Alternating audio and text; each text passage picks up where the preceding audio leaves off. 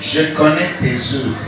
Je sais que tu passes pour être vivant et tu es mort.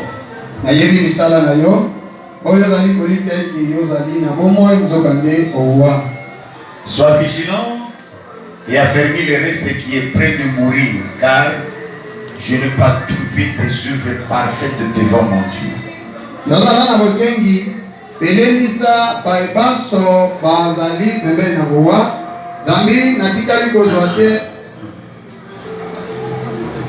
Sois vigilant, affermis le reste qui est près de mourir.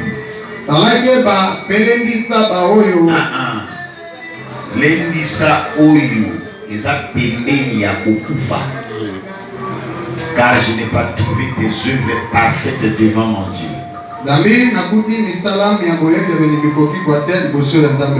Rappelle-toi donc comment tu as reçu et entendu, et garde et répands-toi.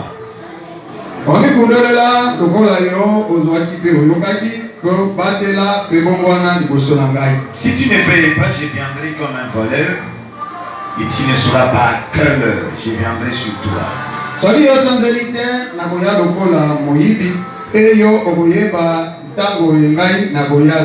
Cependant, tu as assad de quelques hommes qui n'ont pas souillé leurs vêtements. Ils marcheront devant moi en vêtements blancs parce que ils en sont dignes. Et alors, ezali na stade boko bato baiwapi babefisi bilamba na bangote baiwapi bakotambola liboso na ngai na bilamba bampembe zambi bango bazali sembo. Celui qui vaincra sera revêtu ainsi de vêtements blancs. Je n'effacerai point son nom du livre de vie et je confesserai son nom devant mon Père, devant ses anges. Nawe akolonga akolata bilamba ya pembe na kozimisa kombo na ye na buku na bomoi ye pe na kotatola kombo na ye liboso na tata na ngai pe na bamwanzelu. Que celui qui a les oreilles entende ce que l'Esprit dit aux églises. Seigneur Dieu, notre Père, nous te sommes infiniment reconnaissants ce soir à cause de ta grâce. Nous sommes réunis en ces lieux pour écouter ta parole.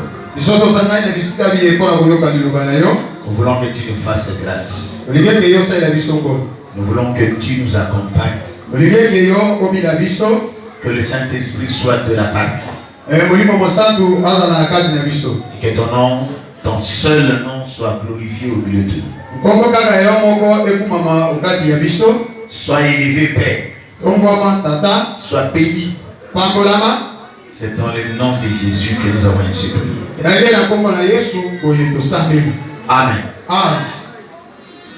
Remplissez-moi les chaises qui sont ici. Il y a beaucoup de bruit. Avancez, avancez.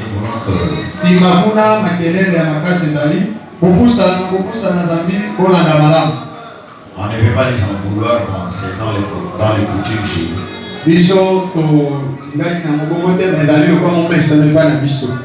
Et ceci prouve que nous sommes encore dans le monde.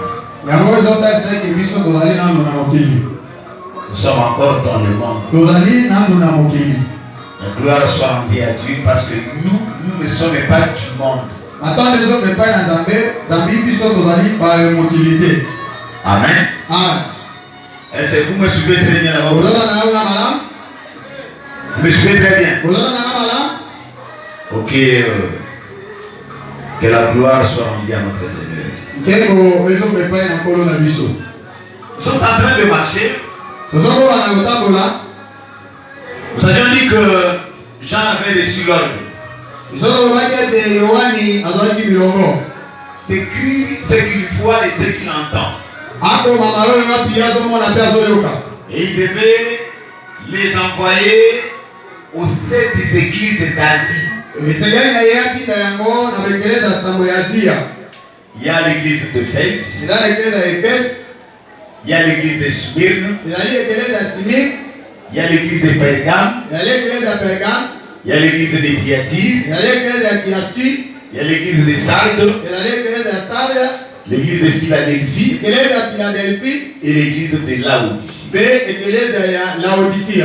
Nous avons dit que ces églises ont existé. Donc aujourd'hui,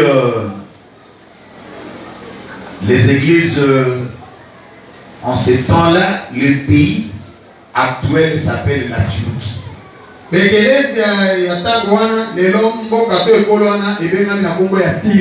y a même beaucoup de noms ici qui ont changé. Mais ce qui est important pour nous,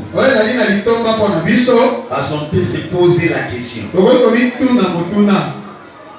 Ces églises ici ne nous concernent pas. Parce que nous sommes Congolais. À quoi bon étudier toutes ces choses? C'est vrai, il y a un problème. Quel est le problème?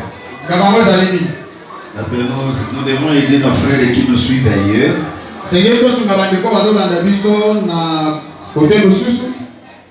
Ne vous dérangez pas, nous voulons encore revenir.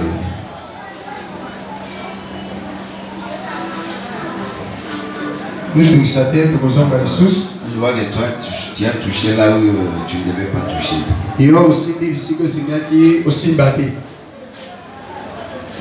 Tu as activé des choses qui n'étaient pas nécessaires.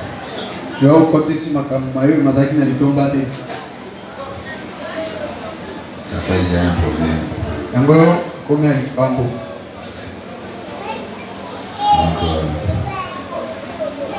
supportez-nous, hein? Je vais redémarrer.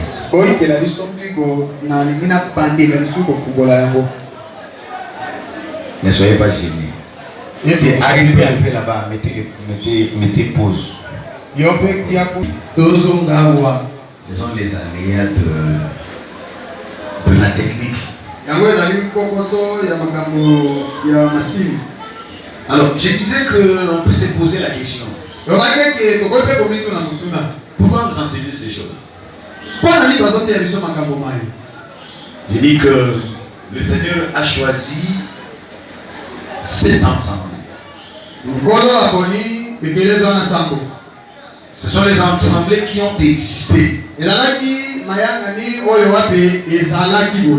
ils ont été des assemblées modèles, donc qui vont prendre toute l'histoire de l'humanité, l'histoire de l'Église, depuis le temps des apôtres jusqu'à la venue de Jésus.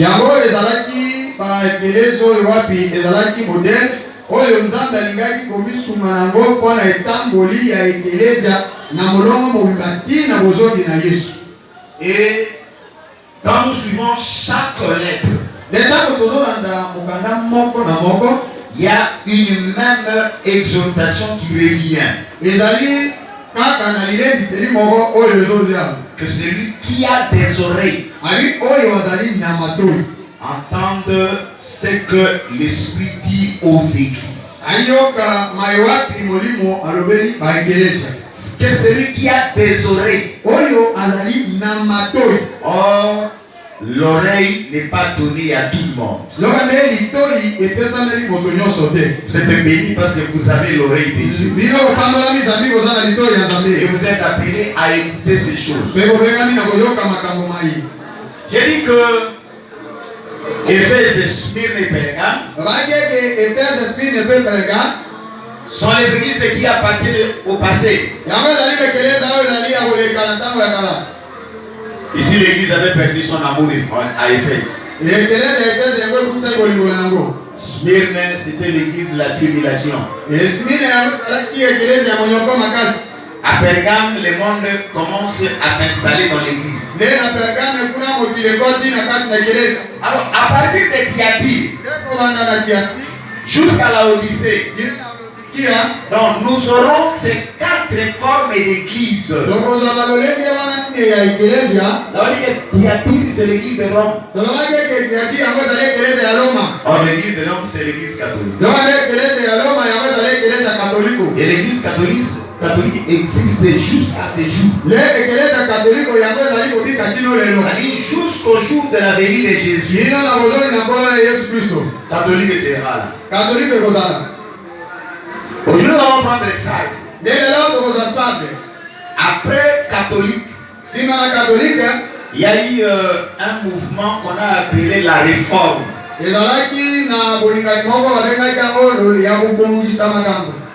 Un mouvement dont le chef de file était Martin Luther. C'est le protestantisme. Allez, quand ces gens sont sortis de l'église de Rome, on a dit que ces gens ont protesté. C'est pourquoi on les appelle les protestants. Ils sont représentés ici par l'église de Sardes. Après l'église de Sardes viendra l'église de Philadelphie. Donc qui signifie amour fraternel. Donc ce sera une église modèle. Une église fidèle. Mais à la fin ici, c'est une église où va régner toute la confusion. Hier, nous allons parler de Thyatire. Il y a une chose que je n'ai pas pu expliquer hier parce que le temps nous faisait défaut. Je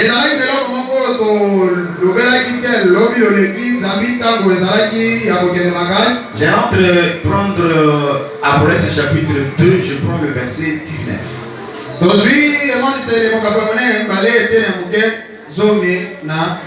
Il a dit ceci. Je connais tes œuvres, ton amour, ta foi, ton fidèle service, ta constance, tes dernières œuvres plus nombreuses que le premier. Je voulais épingler cette histoire. Dit l'église de Thyatire était une église qui abondait en œuvres. Et à la lingomba moko te kokana na lingombo na misala. Okuta ba maître social ba fanda. Ba tonga ba hôpitaux. Ba tonga ba école. Des fois ba otuna no wa esekino bo bino na esekino ta ba école. Ah? Ba œuvre social etonda. Donc baleki na ngwebele. Dieu savait. Amen. Amen.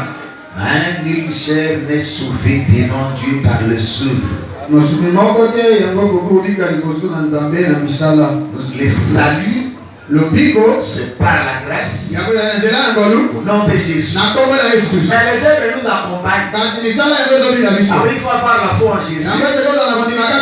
Quand on a la foi en Jésus, c'est alors que les œuvres vont nous accompagner.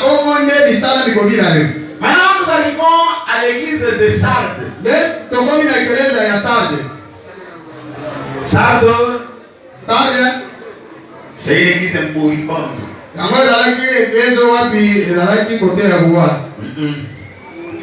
Une église morte.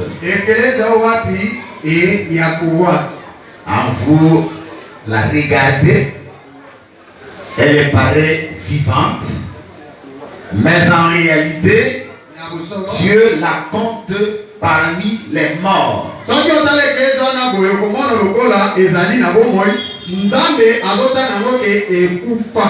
Donc Thyatire c'était entre 600 à 1500 après Jésus-Christ.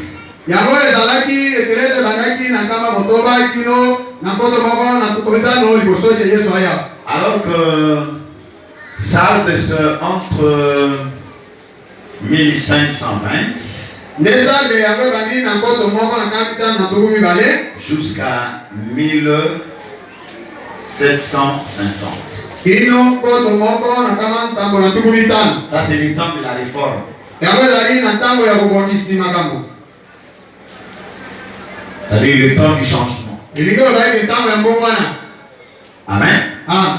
Vous le suivez très bien. Unaniso malamu? Que Dieu bénisse tout son nom de Jésus. Nzambe apambola kino paso na kombo na Yesu. Non, c'est le temps de la grande réforme. Yango ezalaki ntango ya mbongwana ya monene.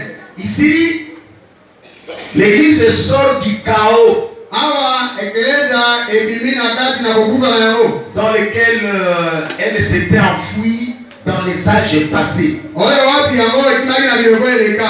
Parce que j'avais dit que le temps de Thyatire, Ezalaki ntango ya Thyatire. c'était un temps long Yango ezalaki ntango molai. et c'était le moment noir de Mpe l'histoire ezalaki de ntango ya moyindo ya lisolo ya ekeleza. Sarde signifie quoi? Sande yango elingi kolingola nini? Sarde signifie qui s'échappe. Sande yango elingi koloba te oyo ezali kokima. Qui s'échappe. Oyo ezali kokima. C'est-à-dire, Sarde Sarde s'échappe de Thyatire. yango ezali kokima na Thyatire. Vous voyez que cette signification ne passe pas inaperçue. Bozomona eke ndimbolana yango ekolekaka bongo te. C'est-à-dire ici, l'église commence à s'extirper, Ayiko bati ekeleza. étendue par l'ennemi. Awa ekeleza ebandi kokima kokende mpona kofungwama. Je vous ai parlé depuis le début. Nalobelaki bino kuta ebandeli. Éphèse Efese a perdu son amour. yango abungisi bolingo. Quand nous arrivons à Smyrne, Nde ntango tokomi na Smyrne, Satan a sa synagogue. Satana azali mpe na sinagoge na ye. Synagogue de Satan. Wana sinagoge ya Satana. Lorsque nous arrivons chez Pergame, Ntango tokomi na Pergame, donc Satan vient s'installer. nde wana Satana aye komifandisa. Il a sa demeure au sein de l'église. Wana aye efandelo na ye ekomi na kati ya eklesi. Non seulement il a sa demeure, mais il a son trône. Ezali kola te ete ye azo efandelo na ye wana me azwana ngwende atia wana. Donc déjà ici au niveau qu'est-ce que je vais dire ici? De Smyrne, Awa kobanda na Smyrne, il y avait déjà les œuvres de Nicolaï. wana ezalaki na misala Nikolaïti. Quand nous arrivons chez Pergame, Ntango tokomi na Pergame, les œuvres deviennent doctrine. nde misala wana ekomi lilaki to Donc, mokoko. trop de laisser aller Mpona jusque dans l'église de Dieu. kuna batikaki kosomi ya kosala makambo tina ekeleza ya Nzambe. Dans Pergame, Na Pergame, il y a des gens qui étaient attachés à la doctrine de Balaam. ezalaki na bato bawapi bakangamaki na moboko to na malakisi na Vous Balaam. remarquez que Balaam avait enseigné à Balak afin que le peuple puisse se livrer à l'impudicité Yomona ete Balaam ye atiaki Balaki ete libota bakota na kati na bondumba. et à manger les choses sacrifiées aux idoles. Bebali ya biloko wapi babonzelaki yango na On bikeko. dit même que l'impudicité ne doit même pas se nommer parmi nous. Na yango tolobaki ete bondumba ekoza te na kati na bino. Amen. Quand nous arrivons ici chez Thyatire, Tango tokomi awa na Thyatire, donc c'est grave. yango ezali kama. Donc l'église maintenant est entre les mains de l'Empire romain. Ekeleza ezwami sikoyo na maboko ya bokonzi na Baroma. Ici, c'est la femme Jézabel qui conduit. Awa nde mwasi Zezabele moto azali Donc, kokamba. Jézabel, c'est une femme étrangère. Zezabele ye azali mwasi Ça veut mopaya. dire que ceux qui conduisent l'église ici à Thyatire, Eyobaki ye nde moto azokamba ekeleza na ce Thyatire. ne sont pas les hommes de Dieu, Ezali bato na Nzambe te. mais ce sont les étrangers à la chose de Dieu qui conduisent l'appareil de Dieu. Yango ezali bapaya na makambo ya Nzambe nde bazokamba makambo na Nzambe. Vous comprenez très bien? Osala biso malamu? Vous comprenez très bien? Olandi biso malamu? Donc, le catholique, eza lingomba oyo eza cercueil ezoboma bato. Epomba. Vous comprenez tout très bien? Parce que Zami, cette église-là a la tête et ne pas Jézabel. ekeleza wana na mutu nango ekambami nde na Zezabel. D'abord, vous verrez même que le ministère n'agissait pas. Na yango komona ete lotomo ezosala te. Le vrai temps ministériel ont disparu. Makambo na molimo elimoi. Les noms apôtres, prophètes, évangélistes, on entendait, mais on entend seulement les cardinaux, Nkombo Ntoma Molakisi Mopalingisi Sango Mobateli Toyoka Kabote les monseigneurs, Toyoka Kabeba Be Makolo Wangai les papes. Toyoka Kabeba Pape. Vous comprenez, c'est temps noir. Bolandi Yango Dali Tango ya Moindo. Donc ça prie de 600 à 1500. Yango Bandi Nakama Motoba Kino Koto Mama na Tukumita na Tukumita. À peu près 9 siècles. Yango Zalaki Dikegeliboua. C'est pour ça dire que lorsque nous arrivons dans Sardes, parce que le mouvement était simple. En ce temps ici, on ne lisait même pas la Bible. Dans certaines églises, on mettait la Bible à l'intérieur des cages. Donc vous regardez généralement comme ça, mais vous ne touchez pas. Parce que le peuple ne pouvait pas avoir accès aux Écritures. Un peu d'histoire. Ça a été fondé en 1200 avant Jésus-Christ. Je ne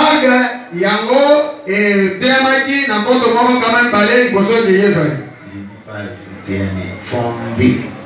Et la vie a commencé à exister depuis 1200 avant Jésus-Christ. Et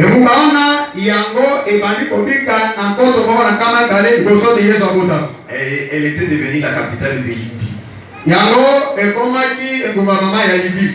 Un royaume fabuleusement riche, dont le roi s'appelait Crésus. L'or était très abondant à Sardes. Et c'est même dans cette ville-là qu'on a commencé à frapper des pièces d'or. Donc,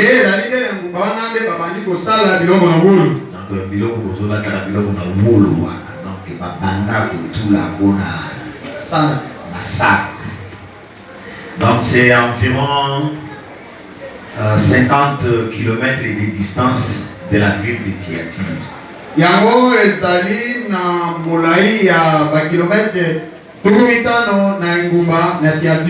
Donc c'était un territoire qui avait une forte armée. Forte armée. Alors le roi Crésus, avec son orgueil, comme il avait beaucoup de moyens, il y avait de l'or, il avait une grande armée, il dit je vais aller attaquer Cyrus.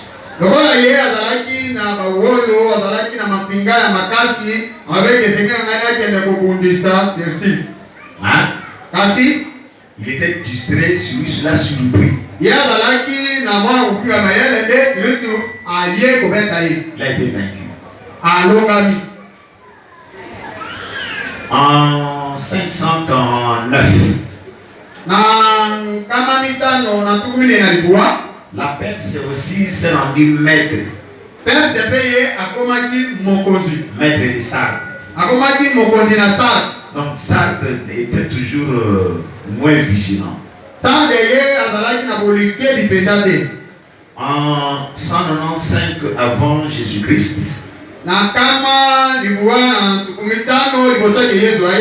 c'est Antioche le Grand qui fait sa conquête sur Sardes. Donc la ville était conquise régulièrement comme ça et c'était dans la distraction.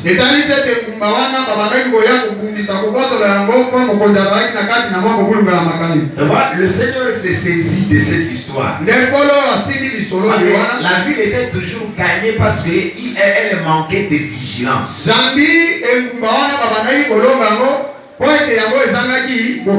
Quand vous lisez au verset 3, avant au verset 2, il est dit quoi?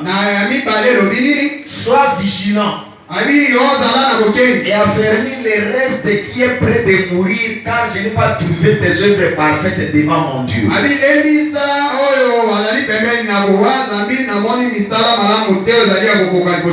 Seigneur a pris d'abord ce qui se trouvait dans la vie. Dans la ville était trop distraite. La ville manquait de vigilance. C'est pourquoi le Seigneur lui dit, sois vigilant. Et affermis le reste qui est près de mourir. Car je n'ai pas trouvé tes œuvres parfaites devant mon Dieu. Donc, ça veut dire quoi?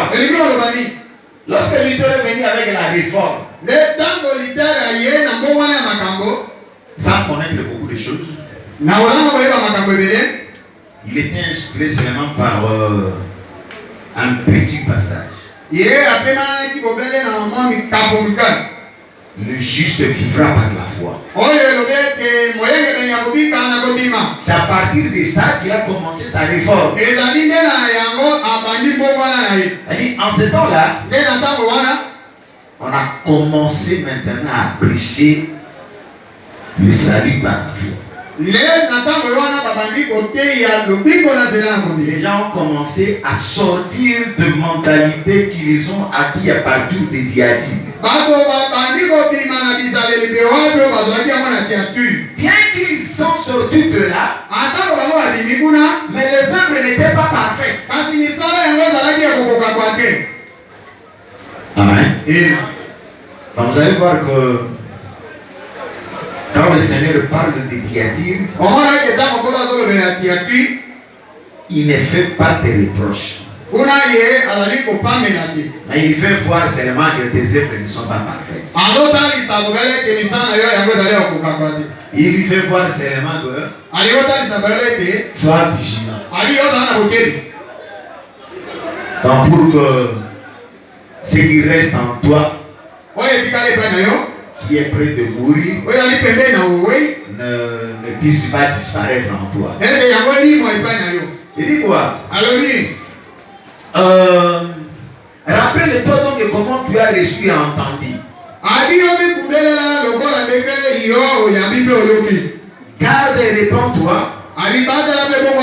Si tu ne fais pas, je viendrai comme un voleur et tu ne sauras pas à quelle heure je viendrai. Je te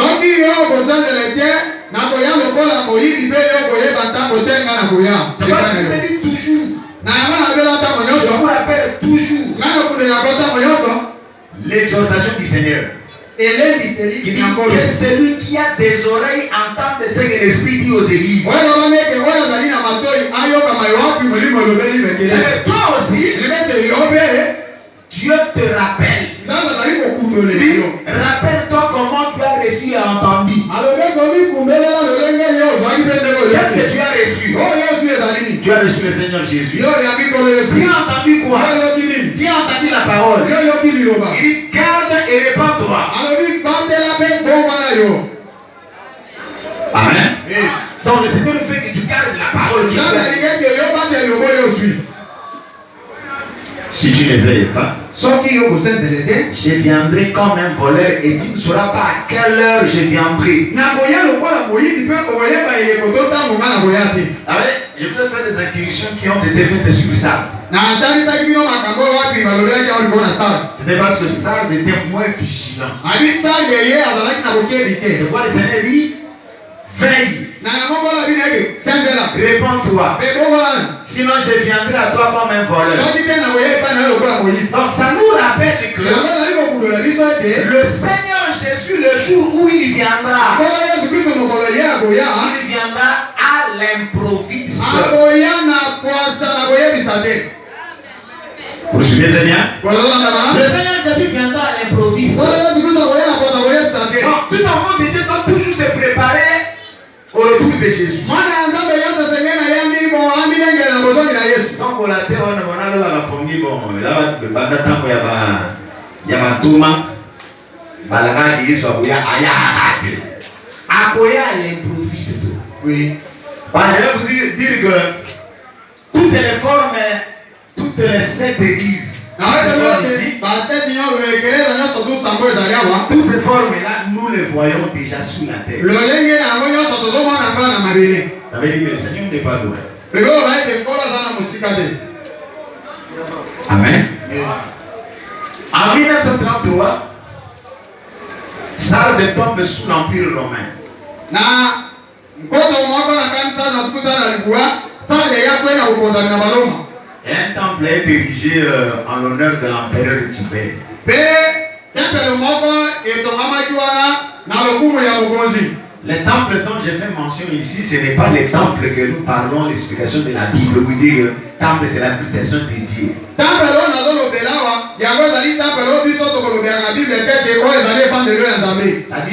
du temps des Grecs. Donc c'est des édifices bibliques bâtis pour les cultes des divinités ou encore pour le culte des empereurs. Donc vous remarquez que presque dans toutes les villes, il y avait les cultes des empereurs, il y avait les cultes des divinités.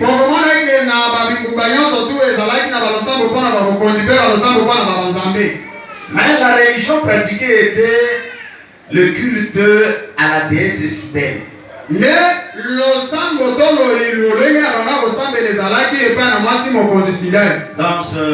la même déesse qu'on adore en Éphèse sous le nom de Diane.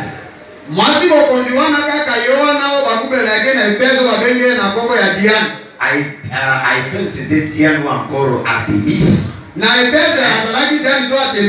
Mais chez les Sardes, c'était Cybèle. On m'a dit que dans ma chance, au bout d'un moment, on va te Jésus. Au bout d'un moment, on a l'habitude. Mais ma coco, on a dit que la Banzambe na Bango. Vous remarquez que presque partout, Banzambe, Bazalaki. Moi, Banzambe, au bout d'un Éphèse, Banzambe na Bango, Pergame, Banzambe na Bango, Tiati. Donc, partout, Banzambe. Donc, nous parlons de ça que la déesse s'appelait Cybèle.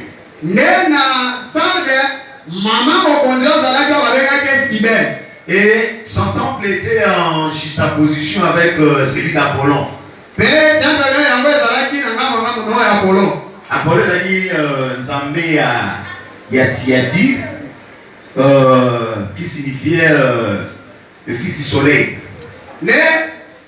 Apollon yazalaki nzambe ya Tiati oyo ete mwana na moi. Donc tout ça, on nous raconte que entre Sardes et la débauche, c'était une seule chose. La des autres en Sardes, Botumba,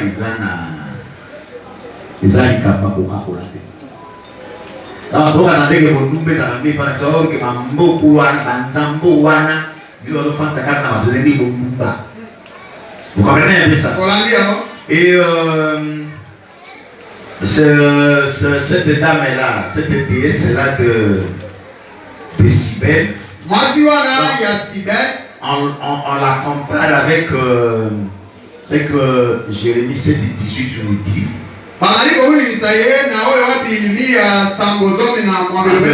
Jérémie 7:18 parle de la reine du ciel.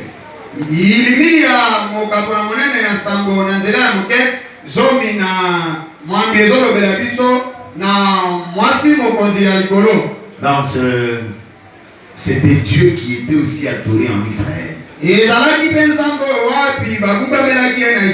Donc bien qu'ils avaient un véritable Dieu, mais des fois il y avait des dérapages.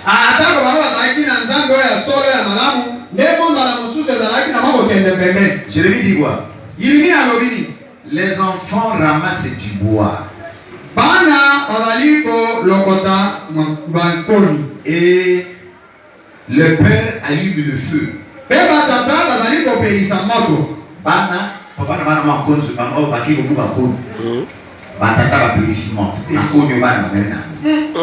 Et les femmes pétrissent la pâte.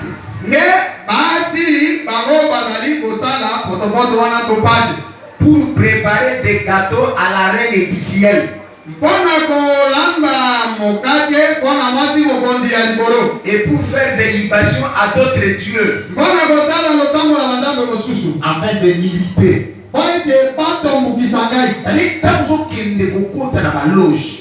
tant que vous invoquez Banzambe Wana Milili, aux autres tombos qui s'enzambe.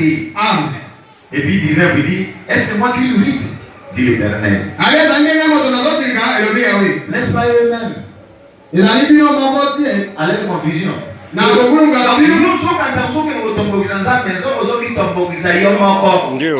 ils ont changé ça de terre.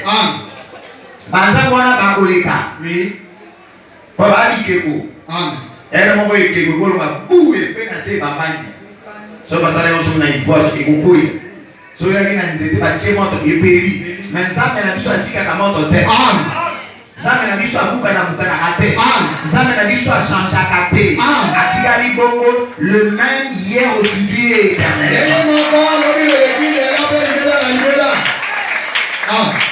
Il y en a encore dans ça. Des eaux chaudes de la vie. L'eau chaude coulait dans le périphérie de la ville. Il faisait croire que des dieux se manifestaient pour redonner la vie aux morts.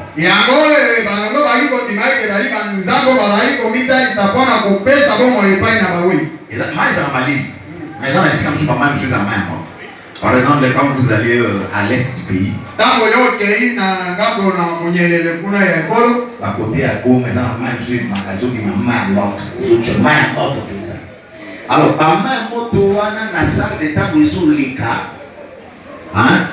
Donc, voyez un peu de telles croyances. Vous comprenez? C'est pourquoi Sardes, à la fin du 1er siècle, donc paraissait prospère, mais décadente. Dans un monde,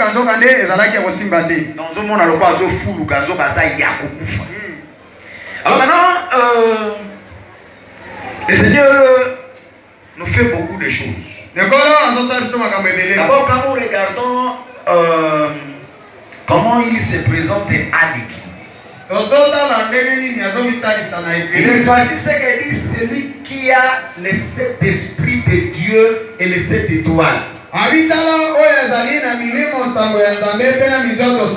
Donc Dieu a cet esprit. Alors quand il parle de cet esprit, c'est la plénitude de l'esprit. En Dieu il y a toute la plénitude. Lorsque je vous parlais d'Elohim, lorsque je vous parlais de l'esprit, je disais que en Dieu il y a toute la plénitude. Et comme Jésus est Dieu, il dit celui que Dieu a sanctifié, envoyé dans le monde. Dieu ne lui donne pas l'esprit avec mesure.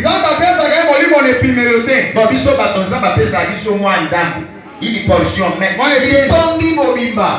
c'est moi, mais concernant les ministères, tu ne peux pas avoir tous les dons ministériels. Il y a beaucoup apôtres, il y a beaucoup pasteurs, il y a beaucoup évangélistes, il y a beaucoup docteurs. Ça va reprendre son dame. Même si on a apôtres, donc la plénitude de l'apostolat, c'est Jésus lui-même. Esaïe nous montre ces esprits-là. Esaïe chapitre 11. Le verset 2 nous dit quoi? L'esprit de l'Éternel reposera sur lui.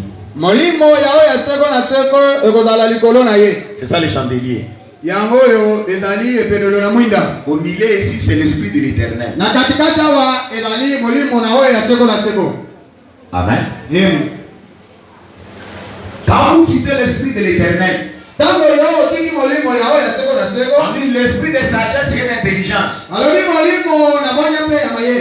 Donc ici, c'était l'esprit de l'Éternel. Et ici, nous trouvons l'esprit de sagesse et l'esprit d'intelligence. Ça se comprend? Nous quittons l'esprit de sagesse, d'intelligence, dit l'esprit de conseil et de vigilance.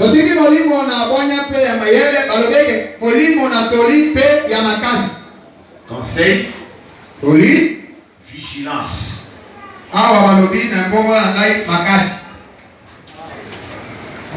Ah, qu'est-ce qu'on a dit, Makassi? Force. Esprit de conseil et de force. Ah, vigilance et force. Bon, ça c'est le français courant. Non, lui c'est bon révisé. Esprit de connaissance et de crainte de l'éternel.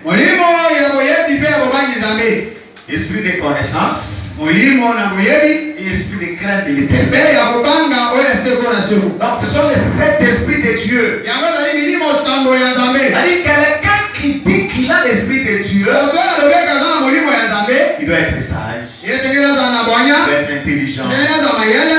On lui doit habiter le conseil.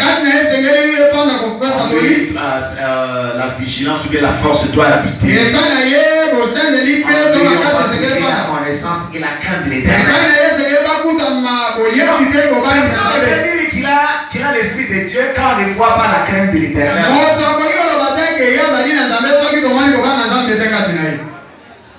Amen. Vous nous saisissez très bien. Que Dieu bénisse tout au nom de Jésus. Donc l'église de Sardes était écrasée par la confusion religieuse de l'époque.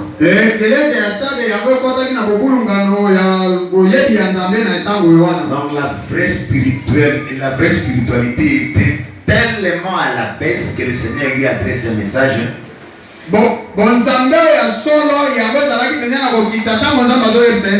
Il dit, je sais que tu passes pour être vivant et tu es mort.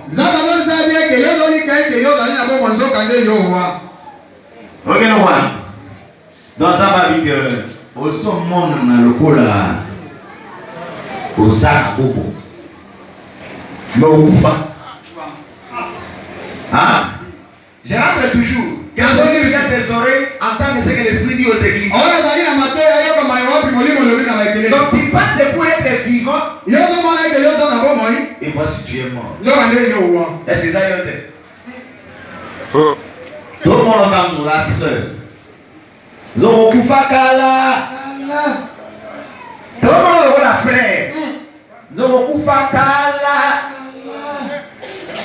C'est ça l'église de Sardes. C'est pas qu'on dit que c'est une église morte, c'est une église moribonde. Amen. Sois vigilant et affermi le reste qui est près de mourir. Allez ici, le Seigneur divise l'église en deux. Donc il y a de ceux-là qui étaient déjà morts. Mais il y a un reste qui est près de mourir.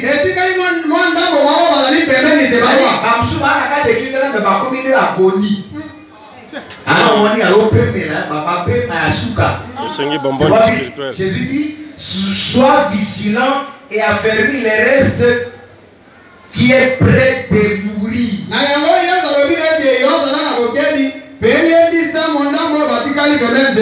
Car je n'ai pas trouvé des œuvres parfaites devant mon Dieu. Je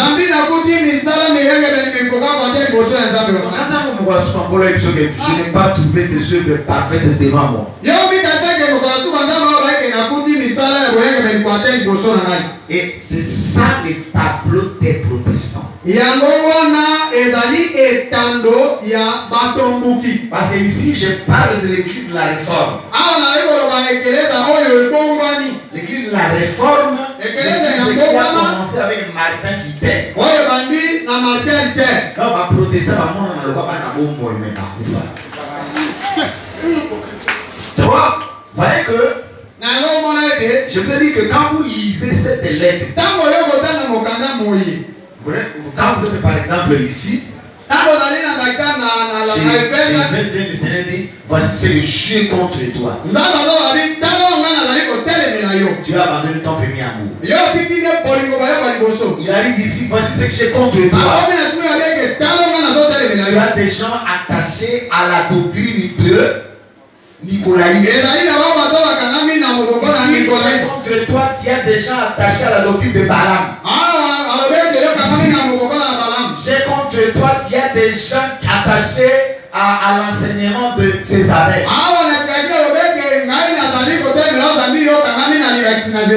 Mais ça, il n'y a pas vraiment un reproche direct comme ça. Mais le Seigneur nous fait remarquer seulement qu'il y a Misala.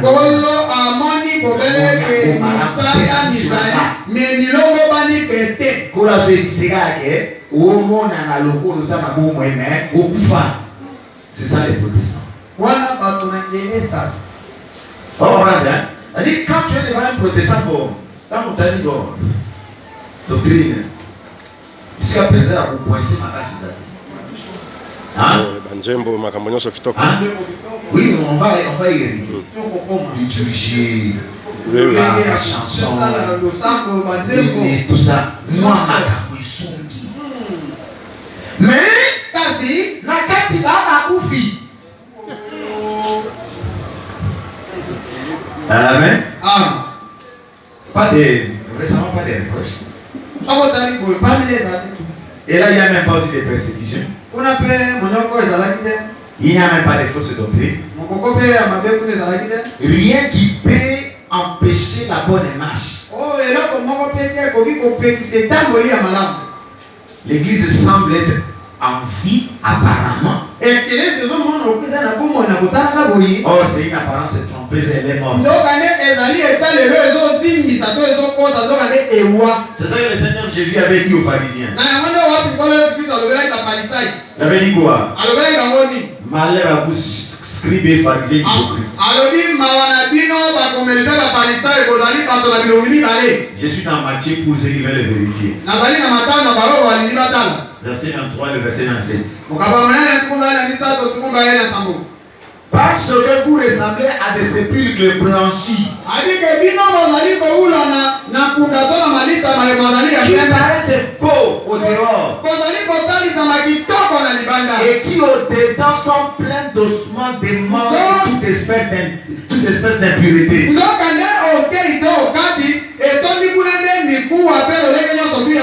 de même au dehors vous paraissez juste, mais au dedans vous êtes remplis d'hypocrisie et d'iniquité.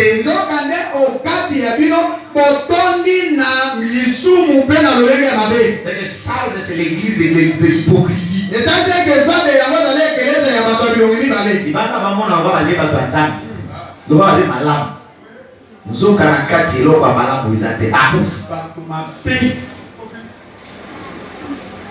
Amen. Donc la plupart des membres avaient été infectés par les événements des âges précédents. Et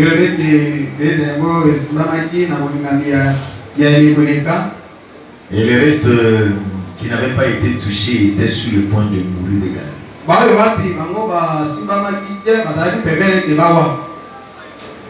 Donc vous trouverez par exemple, contrairement à l'église de Sardes, contrairement à l'église de Thyatire, qui abondait en œuvres. Les œuvres de Sardes ne sont pas parfaites devant Dieu. Vous avez trouvé chez eux des bons credos. Et liturgie élaborée. Une musique sacrée. Des rites corrects. Il y avait des choses terribles. Bon, bien que, parce que je n'ai pas trouvé des œuvres parfaites devant mon Dieu. On rapporte de ceci.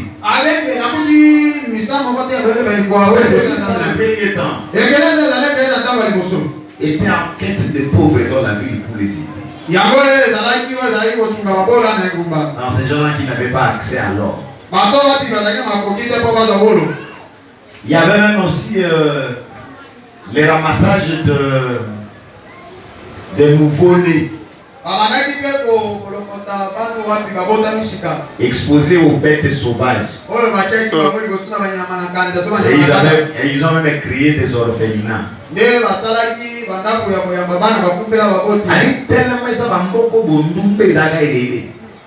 Bandumba baobota. C'est bon yo. Tant maman il m'a beaucoup la moine exacte. À quoi qui est pour nyama kanze bien. Et ya biso a pour ba nyama kanze exacte ba boka na terrasse. Et va dire l'autre hein. Alors, à Sardes, on récupère même ses enfants. Alors, toutes ces choses-là, donc qui semblaient être louables, ne redonnaient pas vie à l'église de Sardes parce que le péché s'y était installé. C'est pourquoi le Seigneur Jésus dit sois vigilant et fermez le reste qui est près de vous.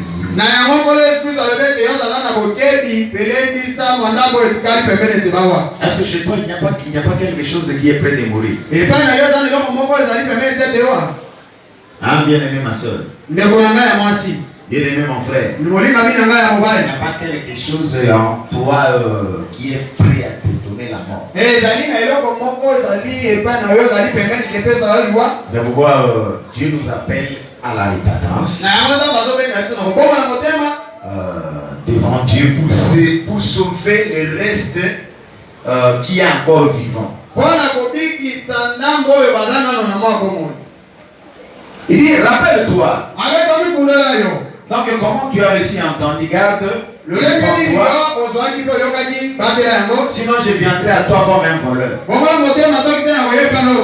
Ça c'est toujours un rappel. Un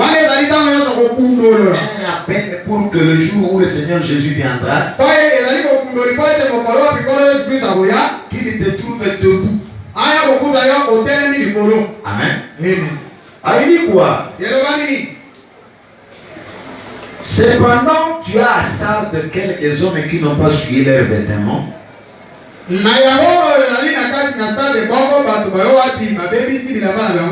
Ils marcheront devant moi en vêtements blancs parce qu'ils en sont dignes. Remarquez une chose. Il y a toujours deux camps.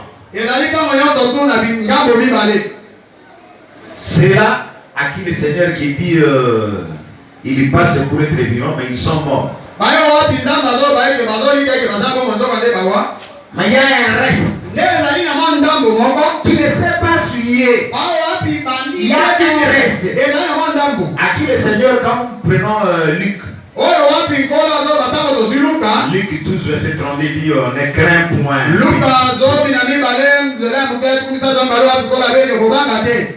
Ne crains pas, petit troupeau, car votre Père a trouvé bon de vous donner le royaume. C'est quoi? Ces petits troupeaux-là, Dieu leur promet le vêtement blanc.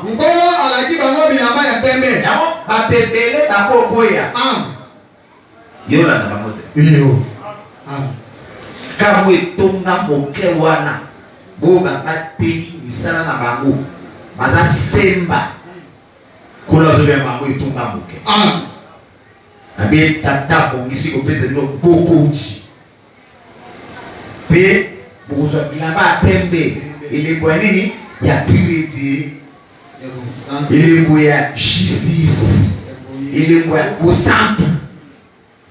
Et il y a encore quoi? C'est important. Celui qui vaincra sera ainsi vêtu de vêtements blancs. Je n'effacerai pas son nom du livre de vie. Et je confesserai son nom devant mon Père et devant les anges. Amen. Ça m'a fait raison. Lui, moto à Kolonga. D'abord, à la Tifilama Pembe. Lui, Nakosi Isakombo na yete na bubu ya bomo. Alors maintenant, moi je me suis posé la question. Donc normalement, celui qui a commis aussi ici, pour un jour, comme ça, qui est raté. Hein? Comme Antoine, le commis Albert, le qui gomme aussi ici. C'est charge. Puis nous avons comment qu'il déjà comme au père ici. Hein? J'ai beaucoup médité autour de ça. Alors j'ai compris que depuis Adam jusqu'au dernier jour, quand quelqu'un est né, Dieu écrit son nom. Vous comprenez très bien? Dans les livres de Dieu, tous les noms sont là. Depuis Adam jusqu'au dernier qui vient de naître maintenant. Dieu écrit tous les noms. Maintenant, si tu ne lui es pas agréable, si tu n'as pas cru au Seigneur Jésus, il efface maintenant ton nom. Et dans le livre, il y avait les noms de tout le monde.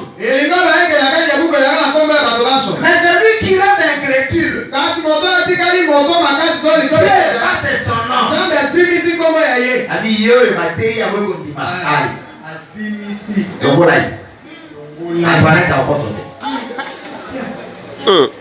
C'est pour il est ici que celui qui vaincra, je n'effacerai pas son nom du livre des filles.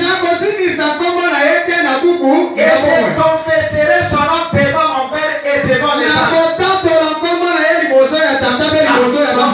Aujourd'hui, moi je confesse le nom de Jésus. Mais ce jour-là, c'est Jésus-Christ qui va confesser mon nom. Quelle grâce. Hein? Devant le Père. Il dit, mon Seigneur, c'est mon Dieu.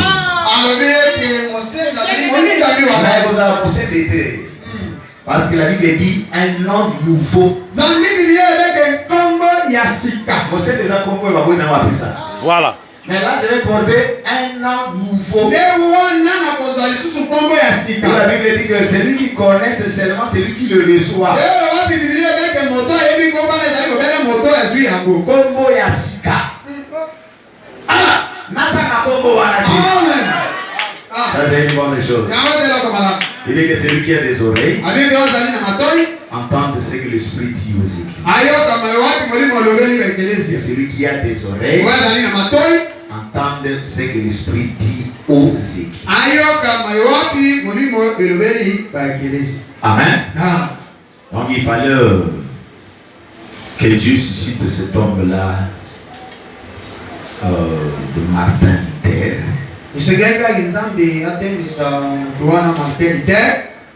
Martin Luther pour venir avec le message. Le juste vivra par la foi. C'est la Bible. Et après seulement un moment, donc c'est un mouvement qui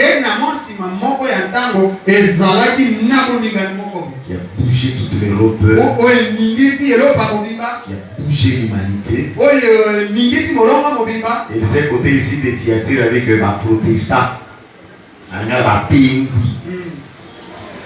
amen. Alors, ce qui est vrai que bien qu'ils sont sortis, mais ils sont restés l'église morte. Donc nous allons entendre lorsque Philadelphie viendra pour que le réveil se manifeste au sein de l'appareil de Dieu. Voilà ce que nous pouvions vous communiquer concernant l'église de Sardes. Et que vous devez toujours vous poser la question parce que bien que nous parlons de l'église de Sardes, mais ça peut te concerner toi.